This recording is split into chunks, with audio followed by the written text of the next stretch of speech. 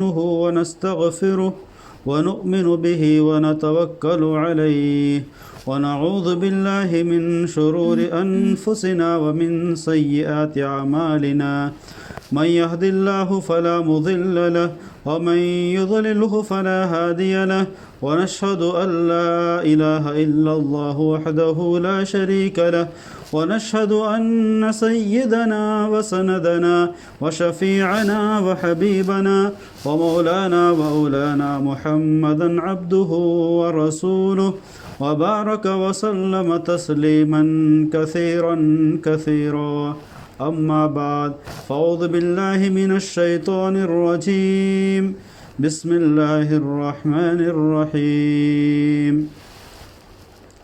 أفرأيت من اتخذ إلهه هواه وأضله الله على علم وختم على سمعه وقلبه وجعل على بصره غشاوة صدق الله العظيم وصدق رسوله النبي الكريم ونحن على ذلك لمن الشاهدين والشاكرين والحمد لله رب العالمين.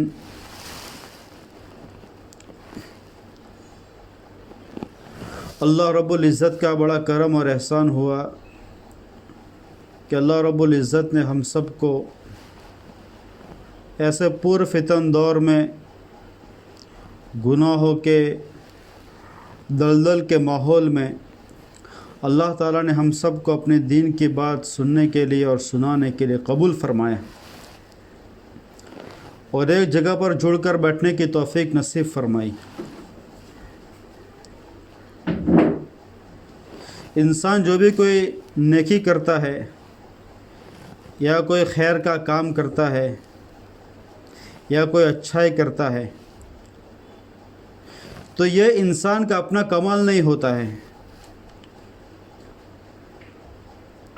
بلکہ اللہ جل شانہ کی جانب سے اس کو توفیق ملتی ہے.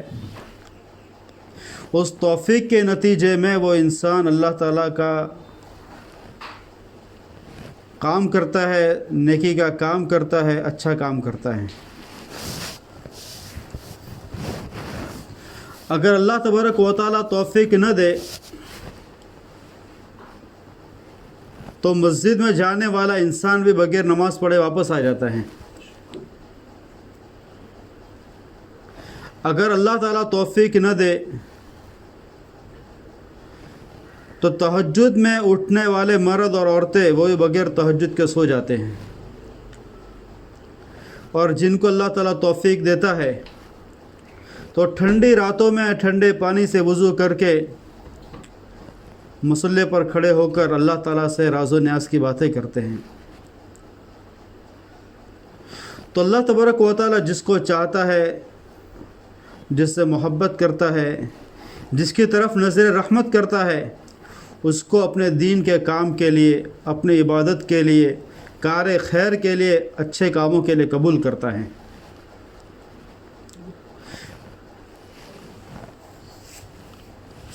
فضائل اعمال میں حضرت شیخ نے ایک واقعہ لکھا ہے حضرت عطا کا کہ حضرت عطا بازار میں گئے سامان خریدنے کے لیے تو وہاں پر لونڈیاں بک رہی تھی. تو ایک لونڈی کو دیکھا، وہ پاگل ہے، نیم پاگل ہے، آدھی پاگل ہے اور سستے داموں کے اندر بک رہی ہے. اس کا مالک بول رہا ہے اس کے دام بہت سستے ہیں، تو انہوں نے اس کو سستے بھاؤ میں خرید لیا.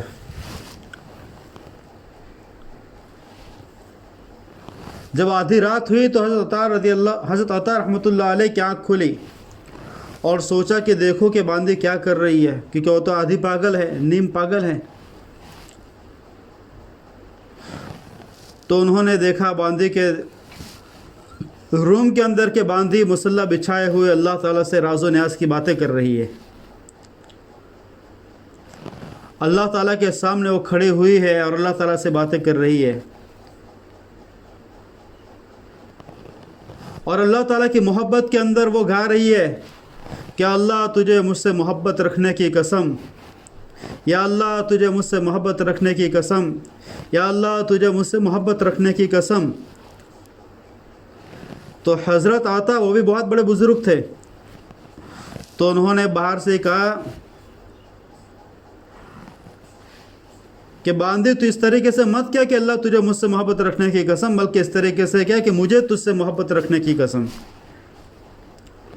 تو باندی نے کہا آقا تمہیں کیا پتا، اگر وہ رب مجھ سے محبت نہیں کرتا تو مجھے یوں اب مصلی پر کھڑے ہو کر ناز و ریاض کی باتیں کرنے کی، راز و نیاز کی باتیں کرنے کی توفیق نہیں دیتا اور تمہیں یوں میٹھی نیند نہ سلاتا۔ اور اس کے بعد اس باندی نے کہا یا اللہ تیرا اور میرا درمیان میں جو تعلقات تھے، جو راز تھا وہ فاش ہو گیا، تیرا اور میرا جو تعلق تھا وہ لوگوں کے سامنے ظاہر ہو گیا، اب مجھے زندہ رہنے کی کوئی خواہش نہیں ہے۔ اور ایک چیخ ماری اور وہیں مر گئی ہو۔ تو اللہ تبارک و تعالیٰ جس سے محبت کرتے ہیں، جس کو چاہتے ہیں، اس کو اللہ تبارک و تعالیٰ نیکی کی توفیق دیتا ہے۔ ایک چودھری صاحب تھے، نوکر کو ساتھ میں لیا، سودا خریدنے کے لیے بازار پہنچے، راشن خریدنے کے لیے بازار میں پہنچے تو اذان کی آواز آئی، اللہ اکبر اللہ اکبر۔ تو جو نوکر تھا اس نے چودھری صاحب سے کہا آقا نماز کا وقت ہو گیا ہے، مجھے نماز پڑھنے کے لیے جانا پڑے گا۔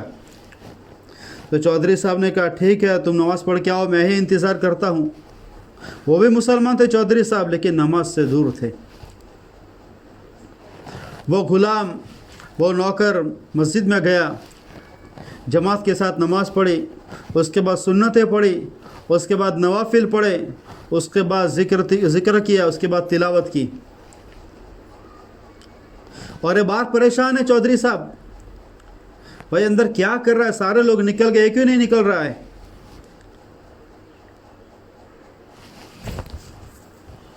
تو ان کو ٹینشن آ گیا ہوگا کہ جماعت آئی ہوگی، کیونکہ تبلیغ والے پکڑتے ہیں تو جلدی چھوڑتے نہیں ہیں۔ ایک لڑکا تھا، وہ صبح اس کی ماں انتظار کر رہی ہے چائے بنا کے، ابھی آئے گا ابھی آئے گا۔ 7 بج گئے، 8 بج گئے، 9 بج گئے، وہ لڑکا آ ہی نہیں رہا گھر پہ۔ تو دیر سے پہنچا گھر پہ تو اس کی ماں نے پوچھا کہ بیٹا اتنا دیر کیوں کر دیا، ابھی تک آیا نہیں تو مسجد میں سے؟ تو اس بیٹے نے کہا جماعت آئی ہوئی تھی، انہوں نے مجھے چائے پینے کے لیے بٹھا دیا تھا۔ تو جماعت والے آتے ہیں تو لوگوں کے سامنے چائے رکھتے ہیں، کھانا رکھتے ہیں، ان کو بلاتے ہیں تاکہ یہ بھی اللہ کے راستے کے اندر تھوڑا وقت لگانے والا بن جائے، اپنے کچھ گھنٹے دے دے، کچھ دن دے دے، کچھ وقت دے دے۔ کیونکہ مائیں بہنیں جب اللہ کے راستے کے اندر وقت لگتا ہے تو وقت ہمارے لیے قیمتی بنتا ہے اور وہ ہماری زندگی میں دین کو لے کر آتا ہے۔ تو اس ماں نے کہا کہ اچھا ہوا کہ تو چائے پینے کے لیے بیٹھا تھا، تیرے ابا تو ایک مرتبہ کھانے کے لیے بیٹھ گئے تھے، ڈائریکٹ 4 مہینے کے بعد واپس آئے تھے۔ تو مائیں بہنیں وہ چودھری صاحب انتظار کر رہے ہیں کہ اندر کیا کر رہا ہے۔ جب وہ بندہ باہر نکلا، نوکر باہر نکلا، تو چودھری صاحب نے کہا سارے لوگ چلے گئے، تم کیا کر رہے تھے اندر ابھی تک؟ کون سی چیز تھی جو تمہیں باہر نہیں نکلنے دے رہی تھی؟ کس نے تم کو پکڑ لیا تھا مسجد کے اندر؟ تو اس نوکر نے بڑا اچھا جواب دیا، اس نے کہا کہ جو ذات تمہیں مسجد کے اندر نہیں لا رہی ہے وہی ذات مجھے مسجد سے باہر نہیں آنے دے رہی تھی، یعنی اللہ کی ذات۔ تو تمہیں نماز کی توفیق نہیں ملی، اللہ نے مجھے نماز کی بھی توفیق دی، ذکر کی توفیق دی، قرآن کی توفیق دی، میں سارا کچھ کر کے آیا۔ تو جس کو توفیق ملتی ہے وہ کار خیر کرتا ہے، جس کو توفیق ملتی ہے وہ اچھے کام کرتا ہے۔ تو مائیں بہنیں ہم بھی جڑ گئے اس پور فتن ماحول کے اندر، گناہوں کے دورے کے اندر، جہاں پر ہر طرف گناہ ہی گناہ ہے اور ہر طرف وہ چیزیں موجود ہے جو بندے کو اللہ تعالیٰ سے دور کرتی ہے، بندے کو اللہ تعالیٰ سے کاٹتی ہے، بندے کو اللہ تعالیٰ سے دور کرتی ہے۔ ایسی چیزیں موجود ہے۔ ایسے وقت کے اندر اللہ تبارک و تعالیٰ نے ہمارے دلوں کے اندر بات کو ڈالا اور ہم اللہ کی باتوں کو سننے کے لیے اور سنانے کے لیے جمع ہو گئے۔ اللہ تبارک و تعالیٰ کا بہت بڑا احسان ہے، اللہ تبارک و تعالیٰ کا بہت بڑا کرم ہے۔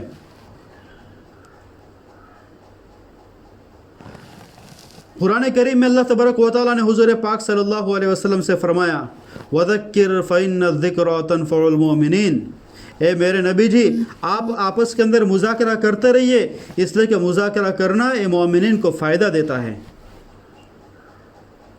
مذاکرہ کرنا، تذکرہ کرنا، باتوں کو سننا، باتوں کو سنانا اے مومنین کو فائدہ دیتا ہے۔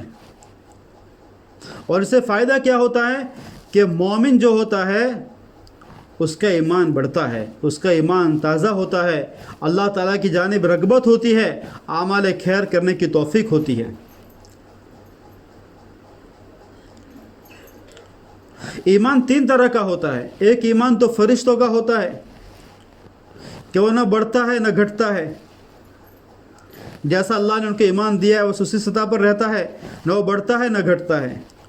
اور ایک ایمان نبیوں کا ہوتا ہے جو ہمیشہ بڑھتا ہی جاتا ہے، بڑھتا ہی جاتا ہے، بڑھتا ہی جاتا ہے۔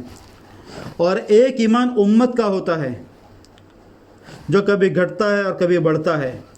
دین کی باتیں سنتے ہیں، نیک مجلسوں میں جاتے ہیں، اللہ والوں کو دیکھتے ہیں، قرآن کی باتیں سنتے ہیں، دین کی باتوں کو سنتے ہیں تو ہمارا ایمان بڑھ جاتا ہے۔ اور دنیا کے پیچھے لگتے ہیں، دنیا کے کاموں کے اندر مشغول ہوتے ہیں، بازاروں کے اندر جاتے ہیں، خواہشات کے پیچھے لگتے ہیں تو ہمارا ایمان کمزور ہو جاتا ہے۔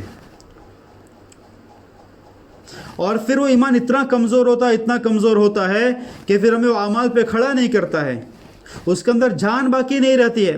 جیسے ایک بیمار بندہ ہوتا ہے، گھر کے اندر بیمار پڑا ہوا ہے، نہ وہ چل سکتا ہے، نہ وہ خود سے کھانا کھا رہا ہے، نہ وہ خود سے ٹوائلٹ باتھ روم جا رہا ہے، نہ وہ خود پی رہا ہے، نہ وہ کسی چیز کو خود اٹھ کر لے رہا ہے، گھر والوں کے لیے بوجھ بنا ہوا ہے۔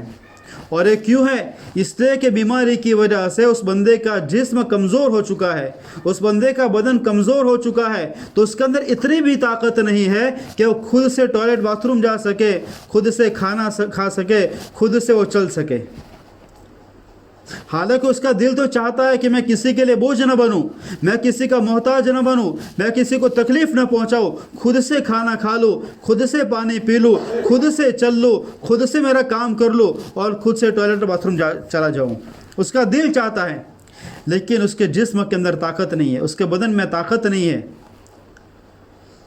تو مائیں بہنیں، ہمارا ایمان بھی کمزور ہو چکا ہے۔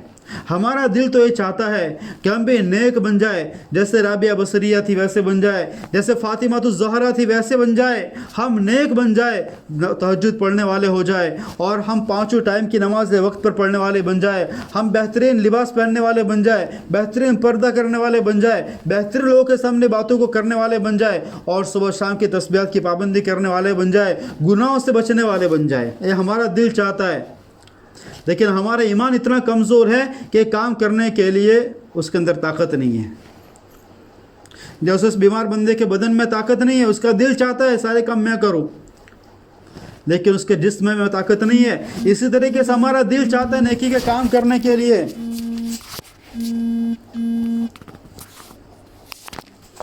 لیکن ہمارے ایمان کے اندر جان نہیں ہے، ہمارا ایمان کمزور ہو چکا ہے۔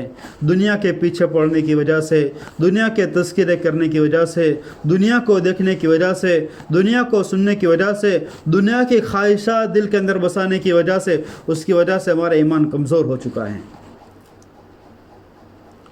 دل تو کرتا ہے کہ صبح کی تہجد کی نماز پڑھے، لیکن ایمان میں طاقت نہیں ہے جو ہمیں تہجد کی نماز کے لیے کھڑا کرے۔ دل تو چاہتا ہے کہ 5 ٹائم کی نماز اول وقت کے اندر پڑھ لے، لیکن ایمان کمزور ہے جو ہمیں مصلی پر کھڑا نہیں کرتا ہے۔ تو مائیں بہنیں، جو ایمان ہم کو مصلی پر کھڑا نہیں کرتا ہے، وہ ایمان جو ہمیں تہجد میں کھڑا نہیں کرتا ہے، وہ ایمان ہمیں جنت میں کیسے پہنچائے گا؟ جنت تو بہت دور ہے۔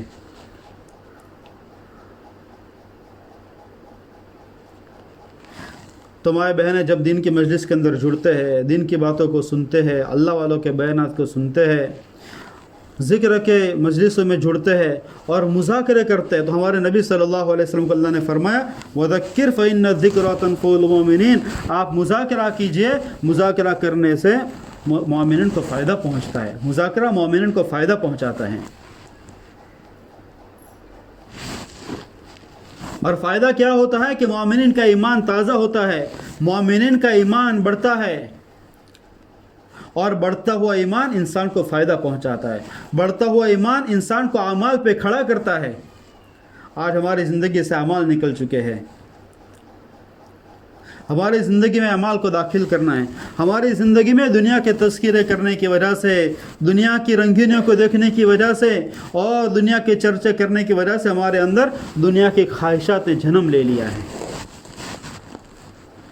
اور اللہ تعالیٰ قرآن کریم کے اندر فرماتا ہے أَفَرَأَيْتَ مَنِ اتَّخَذَ إِلَٰهَهُ هَوَاهُ، اللہ تعالیٰ ہمارے نبی سے فرماتا ہے، نبی جی کیا آپ نے ان لوگوں کو دیکھا جنہوں نے اپنی خواہشات کو اپنا خدا بنا لیا ہے، کہ ان کی خواہشات جو کہتی ہے، ان کا دل جو کہتا ہے، ان کا نفس جو کہتا ہے وہی کرتے ہیں۔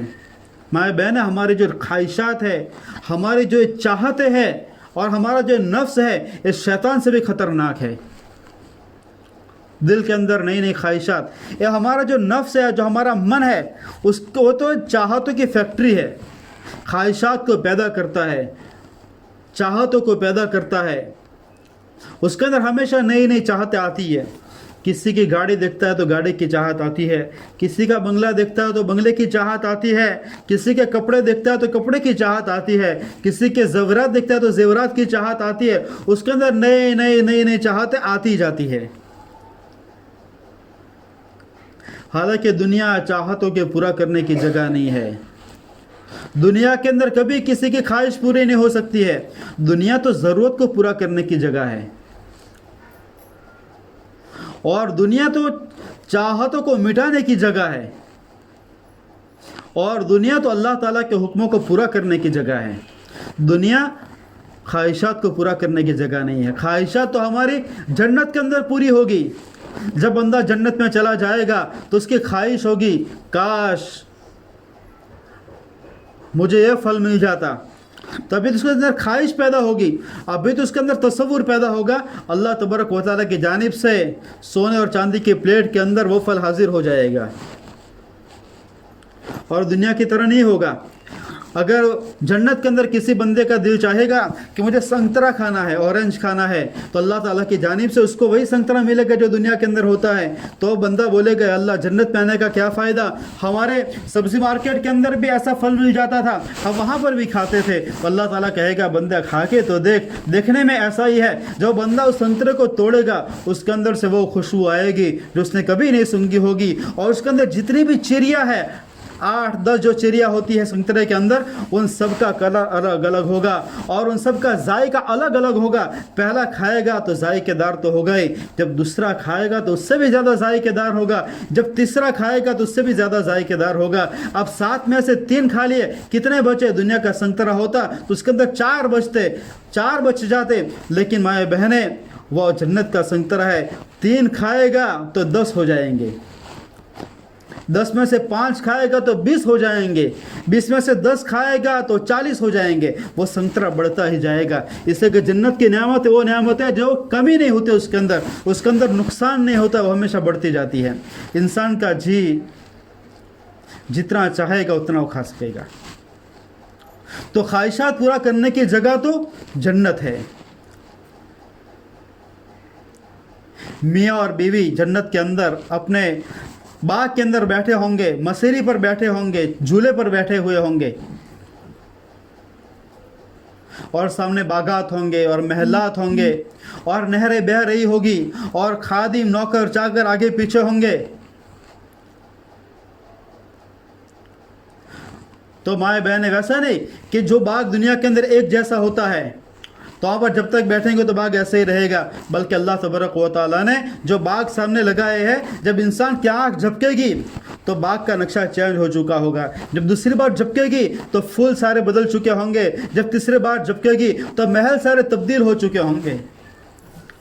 انسان کا دل چاہتا ہے نیا ہو، صوفہ خرید لیا، فرنیچر خرید لیا، 2 سال کے بعد دوسرے کا دیکھا، چاہت ہوتے اس کو بیچ دیتے، ویسا لے کر آئیں گے۔ فلیٹ خریدا، دوسرے کا بنگلہ دیکھا، من چاہتا ہے اس کو بیچ دیتے ہیں، بنگلہ بنا دیں گے۔ تو مائیں بہنیں، دنیا چاہت پورا کرنے کی جگہ نہیں ہے، چاہتے پورا کرنے کی جگہ اللہ تبارک و تعالیٰ نے جنت کو بنایا ہے۔ وہاں پر ساری خواہشات پوری ہو جائے گی، ساری چاہتیں پوری ہوگی۔ اور دنیا کیا ہے؟ دنیا تو ضروریات کو پورا کرنے کی جگہ ہے، مکان کی ضرورت ہے، اللہ نے جیسا بھی مکان دے دیا ہے اللہ کا شکر ادا کرے۔ دنیا کے اندر کتنے لوگ ایسے ہیں جو بغیر مکان کے، بغیر چھت کے ہیں۔ پہننے کی ضرورت ہے، اللہ تبارک و تعالیٰ نے جتنی استطاعت دی ہے، جتنی صلاحیت دی ہے، اس کے اعتبار سے پہن لیا، اللہ کا شکر ادا کر لیا۔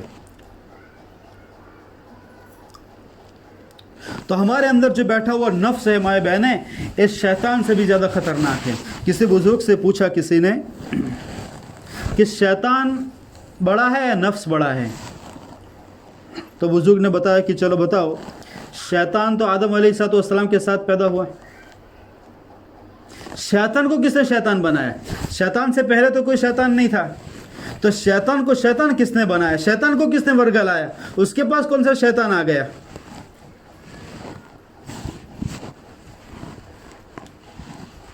तो माए बहन, शैतान को किसने वर्गलाया? शैतान को किसने फुसलाया? शैतान को किसने बहकाया? शैतान से पहले कोई शैतान नहीं था। तो बुजुर्ग ने कहा कि शैतान को उसके नफ्स ने बहकाया। तो जो हमारे मन के अंदर, हमारे दिल के अंदर जो नफ्स बैठा हुआ है, जो हमें चाहते नहीं दिलाता है, और जो हमें नई नई चीज़ों को ख़रीदने के लिए और नई नई चीज़ों को बसाने के दिल के अंदर जो उकसाता है, वो हमारा नफ्स है।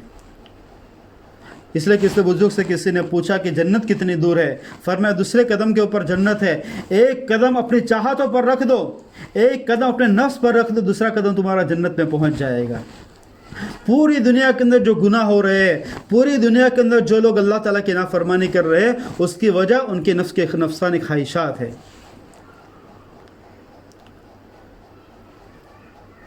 और नफसानी ख्वाहिशात के ऊपर अमल क्यों करते हैं? इसलिए कि उनका ईमान कमज़ोर है। इंसान अपनी नफसानी ख्वाहिशात पर क्यों चलता है? इसलिए कि ईमान कमज़ोर है। अगर ईमान मजबूत होगा तो अमाल पे खड़ा करेगा और ख्वाहिशात को दबा देगा। तो हमारे नबी सल्लल्लाहु अलैहि वसल्लम से फरमाया कि आप मुज़ाकरे कीजिए, मुज़ाकरे करना ये मोमिन को फ़ायदा पहुंचाता है। तो माए बहन, इस तरीके से मुज़ाकरे होते रहेंगे, दिन की बातें होती रहेगी, अल्लाह ताला के हुक्मों की बातें होती रहेगी, हमारे दिल के अंदर खुदा का खौफ पैदा होगा, प्यारे नबी सल्लल्लाहु अलैहि वसल्लम के तरीक़ों से मोहब्बत होगी, प्यारे नबी सल्लल्लाहु अलैहि वसल्लम की ज़िंदगी से हमको मोहब्बत होगी, और आप सल्लल्लाहु अलैहि वसल्लम के घराने की जो मस्तूरात थी, हमारी उम्महातुल मोमिनीन और हमारी उम्महातुल मोमिनीन और फ़ातिमातुज़ ज़हरा और आप सल्लल्लाहु अलैहि वसल्लम की जो बेटियाँ थी, उनकी जो ज़िंदगानी थी, उस ज़िंदगी के जैसे ज़िंदगी गुजारने के अंदर मज़ा आएगा, और ऐसे ज़िंदगी अपनाने के लिए और उनकी बातों को मानने के लिए उनकी जैसे ज़िंदगी बनाने का मज़ा आएगा, और दिल के अंदर जज्बा पैदा होगा, दिल के अंदर दाइया पैदा होगा। इसलिए अल्लाह ताला के शुक्र से बहुत वक्त के बाद वापस से मस्तूरात का जो जोड़ शुरू हो गया है, उसके अंदर पाबंदी के साथ आप लोग भी आने की कोशिश करें, और जो आस पड़ोस के दूसरे मस्तूरात है उनको भी इसके लिए मुतवज्जे कराए और उनको भी लाने की कोशिश करें। दीन की बातों को सुनने से और दिन की बातों को करने से हमारा ईमान मजबूत होता है, अल्लाह का खौफ पैदा होता है, प्यारे नबी सल्लल्लाहु अलैहि वसल्लम के तरीक़ों से मोहब्बत होती है, और आपके तरीक़े ज़िंदगी में लाने का शौक़ पैदा होता है। बयान तो 4 बजे शुरू होता है और मस्तूरात 3:30 बजे जुड़ जाती है, तो आधा घंटा बैठकर फ़ज़ाइल अमल की तालीम करें, हिकायत सहाबा पढ़े, फ़ज़ाइल ज़िक्र पढ़े, फ़ज़ाइल कुरान पढ़े, फ़ज़ाइल तबलीग पढ़े, जिसके अंदर अलग अलग बाब है वो पढ़े, और फ़ज़ाइल सदक़ात पढ़े, और हज के महीने हज के भी फॉर्म भरे जा रहे हैं तो फ़ज़ाइल हज पढ़े। फ़ज़ाइल सदक़ात पढ़ेंगे तो माल की मोहब्बत हमारे दिलों के अंदर से कम हो जाएगी। हमारे नबी सल्लल्लाहु अलैहि वसल्लम ने फरमाया, हर नबी की उम्मत का एक फ़ितना था और मेरी उम्मत का फ़ितना माल है। हर नबी की उम्मत के लिए कोई ना कोई चीज़ फ़ितना थी, और मेरी उम्मत का फ़ितना वो माल है। माँ बहनें, माल बहुत ख़तरनाक फ़ितना है। आज पूरी दुनिया के अंदर एक दूसरे से आगे बढ़ने की और एक दूसरे से अच्छा बनने की, अच्छे मकान की, अच्छे गाड़ियों की जो लालच है, इसी वजह से है कि अल्लाह तबारक व तआला ने ये जो माल की ज़माने के अंदर फरावानी कर दी। ये माल हमारे सामने फ़ितना बनकर आया है, कितनों को जहन्नम रसीद कर देता है।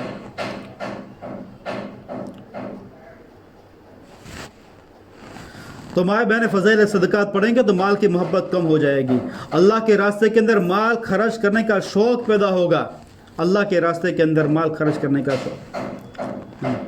हमारे जो असलाफ थे, हज़रत आयशा सिद्दीक़ा रज़ी अल्लाह तआला अन्हा के पास बहुत सारा माल आया, तो आयशा सिद्दीक़ा रज़ी अल्लाह तआला अन्हा ने बांदियों को और ग़ुलामों को हुक्म दिया, इसके पोटलियाँ बना दो छोटी छोटी। तो उसकी पोटलियाँ बना दी गई और सबको तकसीम कर दिया। जब सब ख़त्म हो गया तो बांदी ने कहा, امی جان اگر ایک تھوڑا سا مال ہمارے پاس رکھ لیتے، آج ہمارا روزہ ہے تو افطار کا سامان ہو جاتا، آج ہمارا روزہ ہے تو افطار کا سامان ہو جاتا۔ تو عائشہ صدیقہ رضی اللہ تعالیٰ عنہ نے فرمایا بیٹا تو نے پہلے کیوں نہیں بتایا، اگر اس کو کوئی بتا لیتی تو ہم اس کو رکھ لیتے سائڈ میں۔ تو اس طریقے سے اللہ کے راستے کے اندر خرچ کرتے تھے۔ غالباً ام سلمہ کا واقعہ ہے، حضرت حفصہ کا واقعہ ہے۔ حضرت حفصہ رضی اللہ تعالی عنہا جو تھی وہ صدقہ کرنے کے لیے اپنے مال کو اسے نکالا تو گن رہی تھی، تو ہمارے نبی صلی اللہ علیہ وسلم فرمایا حفصہ گن گن کر مت اللہ کے راستے کے اندر دے، ورنہ اللہ تعالیٰ بھی تجھے گن گن کر دے گا۔ اللہ کے راستے کے اندر دونوں ہاتھ بھر بھر کے لٹاؤ، اللہ کے راستے کے اندر دونوں ہاتھ بھر بھر کے دائیں اور بائیں آگے اور پیچھے اللہ کے راستے کے اندر لٹاؤ۔ یہ مال لٹانے کی چیز ہے، جمع کرنے کی چیز نہیں ہے۔ جو جمع کیا وہ ہمارا نہیں ہے۔ فرمایا مال تمہارا کون سا ہے؟ انسان کہتا میرا مال میرا مال میرا مال، لیکن تیرا مال تو وہ ہے جو تو نے کھا کر پورا کر دیا، تیرا مال تو وہ ہے جو تو نے پہن کر پورا نہ کر دیا، تیرا مال تو وہ ہے جو تو نے اللہ کے راستے کے اندر آگے بیچ دیا، اور جو تو نے جمع کر کے پیچھے چھوڑ دیا یہ تو تیرے وارثوں کا مال ہے جو تیرے جانے کے بعد اس کو برباد کر دیں گے۔ آج انسان مال کے محبت کے پیچھے پاگل ہو چکا ہے۔ ایک ہی ٹارگیٹ ہے ہم فرعون بن جائے، ایک ہی ٹارگیٹ ہے ہم قارون بن جائے۔ قارون کے پاس کتنا مال تھا؟ تو آج مسلمانوں کی ایک ہی فکر ہے کہ کس طریقے سے ہم قارون بن جائے، سب سے زیادہ مال والے بن جائے۔ اور جب قارون کو اللہ تعالیٰ نے کہا کہ اس کے اندر زکوٰۃ ادا کرو، موسیٰ علیہ السلام نے قارون سے کہا، حالانکہ قارون مسلمان تھا، موسیٰ علیہ السلام کا چاچا کا لڑکا تھا، موسیٰ علیہ السلام نے کہا قارون سے کہ تمہارے پر زکوٰۃ واجب ہوتی ہے، زکوٰۃ ادا کرو۔ اس نے کہا کتنی زکوٰۃ دینی ہے؟ اللہ کا شکر ہے ہمارے اوپر تو زکوٰۃ صرف 40واں حصہ ہے، 100 میں سے 2.5 روپیہ۔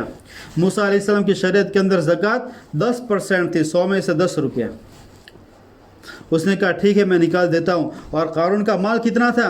صرف اتنی اس کی جو چابیاں تھی اس کو اٹھانے والے لوگ ایک بڑی جماعت تھی جو تھک جاتی تھی۔ لا تنوء بالعصبة اولي القوة، بہت بڑی مضبوط جماعت جو اس کی چابیوں کو اٹھا کے تھک جاتی تھی، تو اس کا خزانہ کتنا بڑا ہوگا۔ جب قارون نے اپنا خزانہ دیکھا اور حساب لگایا تو 10% تو بہت زیادہ ہو گیا، تو اس کے دل نے انکار کر دیا، اس کے نفس نے انکار کر دیا، اتنا مال میں کیسے خرچ کر دوں گا، اتنا مال خرچ کر دوں گا تو میں کنگال بن جاؤں گا۔ تو اس نے موسیٰ علیہ السلام کے اوپر تہمت لگانے کا ارادہ کر لیا کہ اگر موسیٰ علیہ السلام اگر بدنام ہو جائیں گے تو پھر ان کی بات ماننے کی ضرورت نہیں ہے۔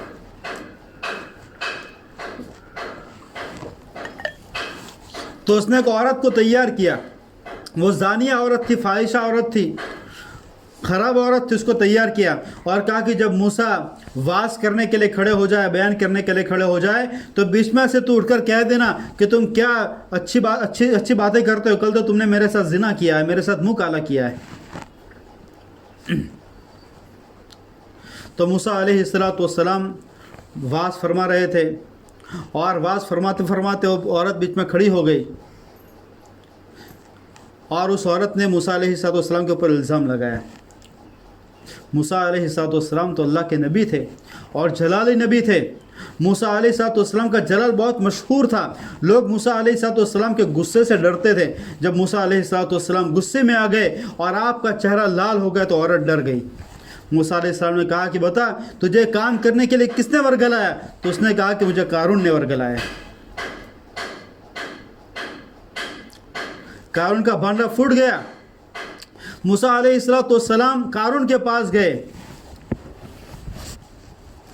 اور قارون اپنے خزانے کے ساتھ بیٹھا ہوا تھا۔ موسیٰ علیہ السلام کو اتنا غصہ تھا، اللہ تعالیٰ سے دعا کہ اللہ مجھے تو ایسی طاقت دے کہ میں قارون کو برباد کر دوں، قارون کو میں اس کی سزا دوں۔ اللہ تبارک و تعالیٰ نے اجازت دے دی کہ آپ کو اس کی طاقت ہے، آپ جو چاہے وہ کر سکتے ہیں۔ موسیٰ علیہ السلام نے کہا قارون اور اس کے خزانے کو کہا کہ زمین کے اندر دھس جاؤ۔ تو قارون گھٹنوں کے برابر زمین کے اندر دھس گیا۔ کہا کہ کمر تک دھس جاؤ تو کمر تک دھس گیا، کہا کہ اور دھس جاؤ تو چھاتی تک دھس گیا۔ قارون موسیٰ علیہ السلام سے بار بار منت سماجت کرتا رہا، مجھے معاف کر دو، مجھے معاف کر دو، مجھے معاف کر دو۔ موسیٰ علیہ السلام بہت جلال میں تھے، بڑے غصے میں تھے، انہوں نے کہا کہ پورا دھس جا، وہ قارون پورا دھس گیا، اور کہا کہ قیامت تک دھستے ہی رہنا۔ تو آج تک قارون پہ خزانے کے ساتھ زمین کے اندر دھستا ہی رہتا ہے۔ تفسیر کی کتابوں کے اندر یہ واقعہ ملتا ہے۔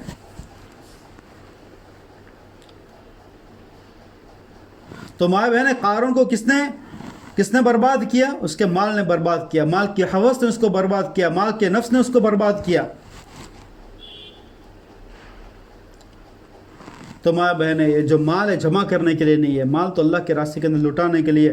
ہمارے نبی صلی اللہ علیہ وسلم نے فرمایا المال غاد و راحن، مال تو آنے جانے والی چیز ہے، مال جو ہے وہ ہمیشہ کسی کے پاس رہتا نہیں ہے۔ اگر اس کو اچھی جگہ پر لگا دیا تو لگ جائے گا، ورنہ وہ بری جگہ پہ لگ جائے گا۔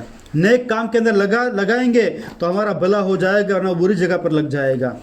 اس کو اگر نیک کاموں کے اندر لگائیں گے، اللہ کے حکموں پر لگائیں گے تو وہ لگ جائے گا، ورنہ پھر وہ اللہ تعالیٰ کی نافرمانی میں لگے گا۔ اس لیے مائیں بہن، فضائل صدقات کی تعلیم سے مال کی محبت کم ہوتی ہے، اور مال اللہ کے راستے کے اندر خرچ کرنے کا انسان کے اندر دائیہ پیدا ہوتا ہے، جذبہ پیدا ہوتا ہے۔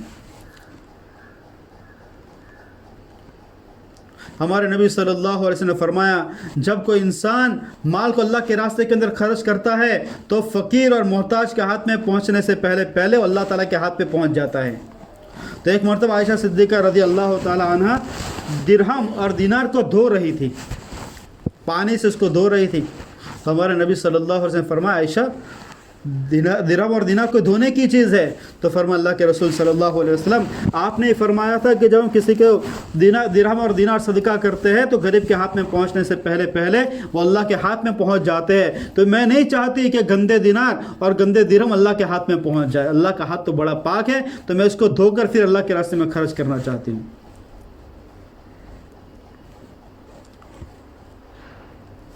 اس لیے ماں بہن، ہر اتوار کو یہ جو اللہ کے شکر سے واپس تعلیم شروع ہوئی ہے، اللہ کا شکر ادا کرے اس کے اوپر، اور دل سے اور توجہ کے ساتھ تعلیم کے اندر جڑنے کی کوشش کرے، دوسروں کو ملانے کی کوشش کرے۔